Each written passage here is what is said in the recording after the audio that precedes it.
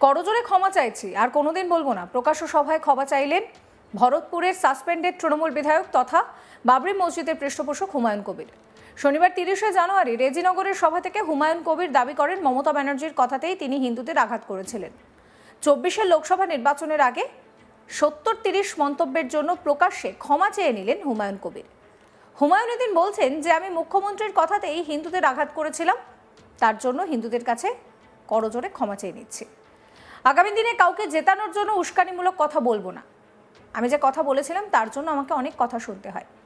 হুমায়ুন সাফাই দিচ্ছেন যে যোগী আদিত্যনাথ উল্টো করে ঝোলানোর কথা বলেছিলেন, তিনি তার কথাই বলেছেন। প্রসঙ্গত 2024-এর রামনবমীর মিছিলকে কেন্দ্র করে উত্তেজনা ছড়িয়ে পড়েছিল বহরমপুর লোকসভার অন্তর্গত শক্তিপুরে। এরপর সেখানে সভা করতে এসে তৃণমূলের বিরুদ্ধে সুর চড়িয়েছিলেন যোগী আদিত্যনাথ। তার মুখে শোনা যায় উল্টো ঝুলিয়ে ঠিক করে দিতাম এই মন্তব্য। পরবর্তীতে সেই শক্তিপুরে একটি সভায় হুমায়ুন কবিরের মন্তব্যকে ঘিরে প্রথমে রাজ্য রাজনীতি উত্তপ্ত হয়, তারপর দেশ জুড়ে বিতর্ক শুরু হয়। সেখানেই তিনি বলেছিলেন, কত ধানে কত চাল হয়, 2 ঘন্টার মধ্যে তোমাদের যদি ভাগীরথীর গঙ্গায় না ফেলতে পারি রাজনীতি থেকে সরে যাব, শক্তিপুর এলাকায় বসবাস বন্ধ করে দেব। তোমরা হাতির 5 পা দেখেছ? কিন্তু যদি ভেবে থাকো 30% লোক মুর্শিদাবাদ জেলায় আর আমরা 70%, এই মন্তব্য করেছিলেন তিনি। আর এবার এই মন্তব্যের জন্যই ক্ষমা চাইলেন হুমায়ুন। কি বলছেন তিনি শোনাবো।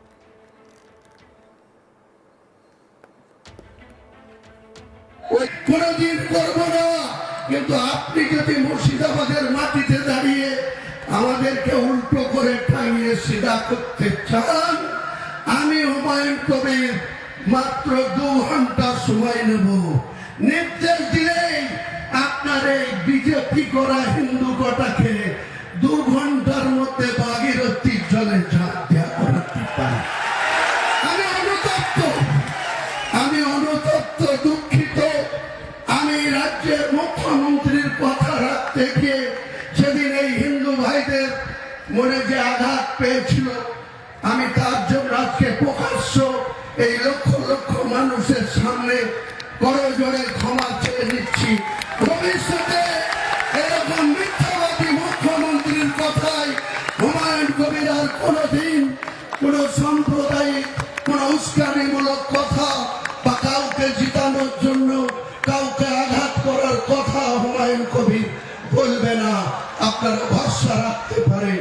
আমি প্রকাশ্য 1 মে 2024 সন্ধ্যা 7টায় যে কথা বলেছিলাম, সেটার জন্য আমাকে অনেক কথা শুনতে হয়। অনেক হিন্দু ভাইরা মনে করে যে আমি হয়তো সত্যি সত্যি হিন্দু ধর্মের বিরোধী বা সনাতনী মানুষের বিরোধী। আমি আমার লাইফে 63 বছর বয়স, 43 বছরের রাজনীতিতে কোনোদিন সংকীর্ণতা কি জিনিস, সম্প্রীতি বিনষ্ট করার জিনিস আমি মানি না। যখন এই জেলার পুলিশ সুপার শ্রী সুধাকর সাহেব ছিল, তখন মিয়া গ্রামে একটা মুসলিমকে ঘোষ সম্প্রদায়ের লোকরা দিনের বেলায় 9টার সময় দিয়েছিল। কেন্দ্র করে এলাকার মুসলিমরা 20,000 মুসলিম মুর্শিদাবাদ জেলার প্রশাসনকে বডি উঠাতে দেয়নি। আমি কলকাতার গড়িয়াহাটে ছিলাম, এসপি শ্রী সুধাকর আমাকে ফোন করে ডাকিয়ে এনে আমি 20,000 জনতার সামনে সেই উঠিয়ে নিজে বহরমপুরে পোস্টমর্টম করে এনে মাটি দিতে যাব। আবার কথা দিয়েছিল মুসলিমরা, আমি নিজে মসজিদের বাইক ধরে তার লাশকে দাফন করে মাটি দিয়ে আসার লোক হচ্ছে হুমায়ুন কবির। তারপরেই যে তাদের বাড়ি কোন রকম আঘাত করতে দিইনি। আমি নিজে গিয়ে তাদের বাড়িতে সান্ত্বনা দিয়েছিলাম যে যারা তারা পালিয়ে গেছে, তাদের পাশাপাশি গ্রাম, পাশাপাশি বাড়ি, তারা যেন সেই হিন্দু পরিবারের মা বোনদের উপরে কোনো অত্যাচার না করে, কোনো অত্যাচার না করে। তখন আপনার প্রশাসন কি করে? তৃণমূল এত বড় বড় কথা বলছে, হুমায়ুন কবিরকে গদ্দার বলছে, হুমায়ুন কবিরকে মুসলমান নেতা বলছে, মোল্লা নেতা বলছে। আপনাদের খলিলুর রহমান সাংসদ, জেলার সভাপতি, আবার হজ কমিটির চেয়ারম্যান, তিনি সিঙ্গার বাড়ির পাশে হরগোবিন্দ দাস নৃশংসভাবে কি করে খুন হলো, চন্দন দাস কিভাবে নৃশংসভাবে খুন হলো, আপনার দলের এমএলএ আমিরুল ইসলাম কি করছিল, আপনার দলের এমএলএ ফারাক্কার মনিরুল ইসলাম এখন লম্পজম্প করছে সামনে, সেদিন সে কি করছিল, আপনার প্রশাসন, আপনার জমিপুরের পুলিশ পিডি এসপি আনন্দ রায় সেদিন কি করছিল, আপনার শামশেরগঞ্জ থানার ওসি সেদিন কি করছিল। সভামঞ্চ থেকে হুমায়ুন কবির বলেন, এই রাজনৈতিক মিলন মেলা শুধুমাত্র একটি দলের শক্তি প্রদর্শন নয়, বরং তৃণমূল কংগ্রেস বিজেপি উভয় দলের বিরুদ্ধে একটি বিকল্প রাজনৈতিক শক্তি গড়ে তোলার সূচনা। রাজ্যের দুর্নীতি, প্রশাসনিক ব্যর্থতা ও সাম্প্রদায়িক রাজনীতির বিরুদ্ধে এই আন্দোলন তিনি গড়ে তুলবেন। সেই সঙ্গে অভিষেক ব্যানার্জির বিরুদ্ধেও তিনি অভিযোগ করেছেন। কি বলছেন হুমায়ুন, শোনাবো। নাকি নিজে নিজে ভারতবর্ষের সংবিধানের জুডিশিয়ালের কোনো নির্দেশ ছাড়াই উনি গলায় ফাঁসি লাগিয়ে ঝুলে যাবেন।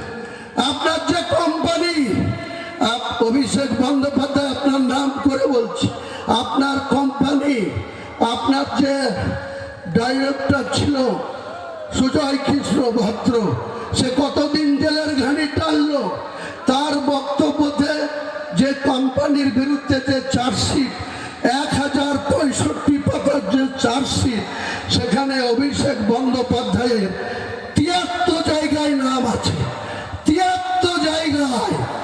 যে কোনো মুহূর্তে দিল্লির সরকার মনে করলে অভিষেককে অ্যারেস্ট করে ওই সুদীপ বন্দ্যোপাধ্যায়, তাপস পালদের মতো ভুবনেশ্বরে পাঠিয়ে দেবে। আপনি উপরে মুসলমানদের মসিয়া আর ভাইপুকে বাঁচার জন্য মোহন ভাগবত আর প্রধানমন্ত্রী অমিত শাহ খারাপ, প্রধানমন্ত্রী ভালো, মোহন ভাগবত ভালো, তাকে এই বাংলায় আপনি যেদিন ক্ষমতায় এসেছিলেন সেদিন RSS এর শাখা অফিস ছিল বাংলায় মাত্র 558টা, মাত্র 558টা।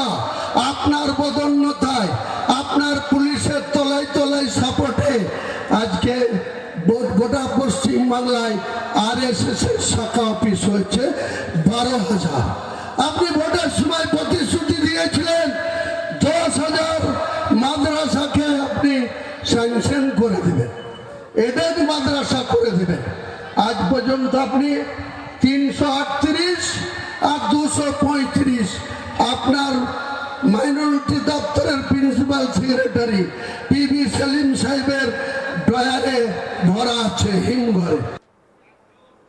সমস্ত খবরের আপডেটের জন্য আপনাদের নজর থাকুক আজ তাক বাংলায়। চ্যানেলটিকে সাবস্ক্রাইব করতে ভুলবেন না।